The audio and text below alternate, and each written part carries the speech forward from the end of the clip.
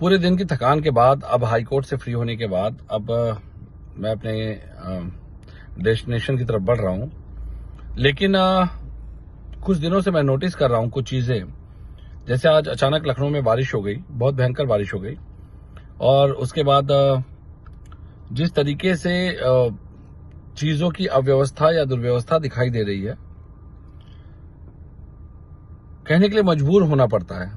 इस समाज में रह करके समाज के हर अंग, हर तबके, हर वर्ग के लोगों के लिए राजनीतिक दलों को मनचेष्टा दिखाते हुए, अपनी मनस्थिति को मजबूत करते हुए, आत्मबल को मजबूत करते हुए सभी के लिए समान रूप से समर्पित होने की आवश्यकता है। क्योंकि मैं पुलिस की बात बहुत करता हूं, उसका कारण यह है कि विसंगतियां हर जगह हैं। विसंगतियों के माध्यम से बहुत सी बातें ऐसी होती हैं कि हम चाहें तो सुधार की दृष्टिगत अगर चीजें करनी हो तो सुधार हम ही करेंगे ना।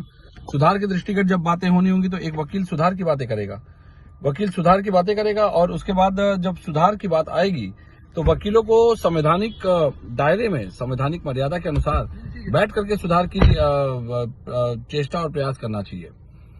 मेरा सामने आने का आज उद्देश्य ये था कि जिस तरह से उत्तर प्रदेश पुलिस के जवान लगातार 12 से 18 घंटे काम कर रहे हैं, उनकी वेतन विसंगतियों पे कोई बात नहीं हो रही है। बॉर्डर स्कीम के कारण लगातार परिवार उजड़ रहे हैं, तबाह हो रहे हैं। और सबसे बड़ी बात, मुख्य धारा की बात, की अगर कमिश्नरी में भी, चूंकि भारत में पैटर्न चेक किया जाता है, किसी राज्य की तुलनात्मक दृष्टि से दूसरे राज्य की तुलना की जाए तो किसी राज्य को अगर देखा जाए तो जहां जहां कमिश्नरी है, जैसे बॉम्बे, बैंगलोर, दिल्ली, 8 घंटे से 9 घंटे मैक्सिमम की जॉब होती है। क्या ये श्रम कानून का उल्लंघन नहीं है कि किसी एक इकाई को लगातार हम 12 से 14 घंटे काम करने के लिए मजबूर कर रहे हैं, जबकि हमारे पास, हम भर्ती कर रहे हैं, हमारे पास पर्याप्त बल है, पीएससी वालों को हम इस्तेमाल कर सकते हैं, रिजर्व पुलिस को हम इस्तेमाल कर सकते हैं। लेकिन क्या कारण है कि हम लगातार 8 से 12 घंटे हम केवल लगातार एक कार्यकारी बल के लोगों को लगातार उत्पीड़ित कर रहे हैं। ये उत्पीड़न और शोषण के दायरे में आएगा ना। हम अनुशासन के नाम पे, हम ड्यूटी के नाम पे किसी एक वर्ग को लगातार 12 से 18 घंटे अगर काम करने के लिए मजबूर करेंगे तो उसकी मानसिक अवस्था, उसकी शारीरिक अवस्था, और सबसे बड़ी बात है उसकी सामाजिक भूमिका का जो एक दायित्व का क्रियाकलाप है, वो शून्यता की ओर जाने लगता है। मुझे लगता है कि इस पर संस्थाओं को, एनजीओ, जो बड़े बड़े सामाजिक सुधार संस्थाएं हैं, उनको, मंत्रालयों को, चाहे प्रमुख सचिव जो भी स्तर के हैं, जो भी निर्णय ले सकते हैं, सक्षम अधिकारी जो हैं, आईपीएस हैं, उनको भी इस बारे में आकर के सामने सरकार के एक फॉर्मेट प्रस्तुत करना चाहिए कि जिसके अनुकूल 8 से 9.5 घंटे तक की ड्यूटी अधिकतम हम लें, ताकि वो श्रम के मामले में, चाहे मनोविज्ञान के मामले में, चाहे मनोदशा के मामले में पूरी तरह से स्वस्थ रह सके। आज मैं चुनौती देता हूं कि उत्तर प्रदेश पुलिस के अगर जवानों का शारीरिक शिविर लगा करके उनका शारीरिक स्वास्थ्य की, उनकी जांच कर ली जाए तो लगभग मुझे लगता है कि 80 से 87% के आसपास के पुलिसकर्मी अस्वस्थ होंगे। ये हमारे उत्तर प्रदेश के लिए गंभीर संकेत है, सामाजिक सौहार्द को लेकर के, सामाजिक कानून व्यवस्था को लेकर के, और इस दिशा में वाकई काम करने की जरूरत है। ये अर्दली नहीं है, ये भी अपने घर के राजा हैं, लेकिन हम केवल इनको लगातार जिस तरीके से इस पूरे विभाग को इग्नोर करते आ रहे हैं, इस पूरे विभाग के प्रति जैसे एक नजरअंदाजी का रवैया जो लेकर के चल रहे हैं, इसके कारण जो विसंगतियां आती है उससे सरकार की छवि खराब होती है। जिम्मेदार अधिकारियों को इस पर रिपोर्ट प्रस्तुत करना चाहिए, अपने अपने जिलों के कप्तानों को, चाहे जहां कमिश्नरेट है वहां पे डीसीपी, एसीपी, उनको बताना चाहिए कि सरकार को कि क्या क्या हमारे यहाँ पे आवश्यक है सुधार के लिए।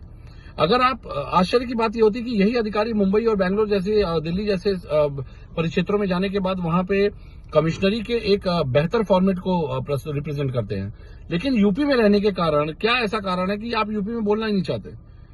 भाई योगी आदित्यनाथ जी लगातार मांगते रहते हैं कि आप सुझाव दीजिए, आप बेहतर से बेहतर क्या कर सकते हैं उसकी बात करिए, वो बेहतर गुड गवर्नेंस की बात करते हैं। लेकिन अगर आप उनको सुझाव ही नहीं देंगे कि कहीं बुरा मान जाएंगे, वो क्यों बुरा मानेंगे भाई? वो तो बैठे इसीलिए हैं। लेकिन सबसे बड़ी बात यह है, क्योंकि जैसे आदरणीय जयंत चौधरी जी ने भी कहा था कि बॉर्डर स्कीम हटाएंगे, तो बॉर्डर स्कीम हटाने की दिशा में बात इसलिए नहीं है कि पुलिसकर्मी, आप अपने पुलिसकर्मियों पे शक कर रहे हैं क्या?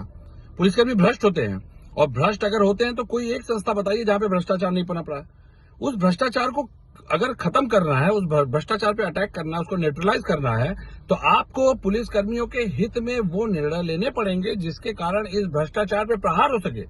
अगर किसी को घर की रोटी मिल रही है, परिवार का साथ मिल रहा है, सामाजिक दायित्वों में निर्वहन हो रहा है उसका, वो भ्रष्टाचार की तरफ आकर्षित क्यों होगा भाई?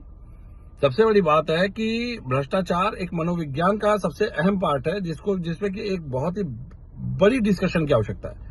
तो मैं उम्मीद करूंगा कि फिलहाल आज मेरी इस बात को आप लोग गंभीरता से लेंगे, समझेंगे, अपने सामाजिक दायित्वों के मनोविज्ञान से बाहर निकलिए, मनोदशा से बाहर निकलिए और मानसिक अपंगता धारण करने से बेहतर है कि सुझाव दीजिए कि और कैसे बेहतर आपकी सामाजिक पुलिस आपके लिए हो सकती है। कैसे एक परिवार के साथ रहते हुए, जैसे आपके घर परिवार के लोग, अलग विभाग के लोग अपने घर परिवार के साथ रहते हुए दायित्वों को बेहतर तरीके से निर्वहित करते हैं, उसी तरह पुलिसकर्मी भी अगर अपने परिवार के साथ रहेगा तो यकीन मानिए उसके अंदर एक सामाजिक समरसता भी होगी, उसके अंदर एक सौहार्द भी होगा, उसके अंदर सामाजिक दायित्वों में कैसे भूमिका का निर्वहन करे उसके प्रति जिम्मेदारी भी होगी और सबसे बड़ी बात एक संकोच होगा कि कोई भी भ्रष्टाचार कारित करने का मतलब है ये बात मेरे घर तक आ सकती है।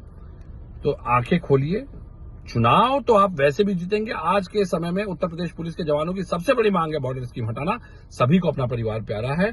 आदमी नौकरी करता है, कमाता है अपने परिवार को सुख देने के लिए, परिवार के साथ समय बिताने के लिए। तो मैं उम्मीद करता हूं कि आप सभी बंधुजन इस विषय पे अपने विचार प्रस्तुत करेंगे और इस विषय को अधिक से अधिक संख्या में आगे बढ़ाएंगे ताकि इस पर हमारे जो जिम्मेदार अधिकारी हैं वो एक सही तरीके से प्रारूप तय करके सरकार के सामने रखें। और यकीन मानिए योगी आदित्यनाथ जी चाहते हैं कि उनके सामने बेहतर सुझाव, बेहतर फॉर्मेट आए जिसको वो कि लागू कर सके, लेकिन सुझाव दीजिए तो। धन्यवाद, थैंक यू सो मच। मैं एडवोकेट विवेक कुमार पांडे फिर आएंगे जल्द आपके सामने एक नए मुद्दे के साथ।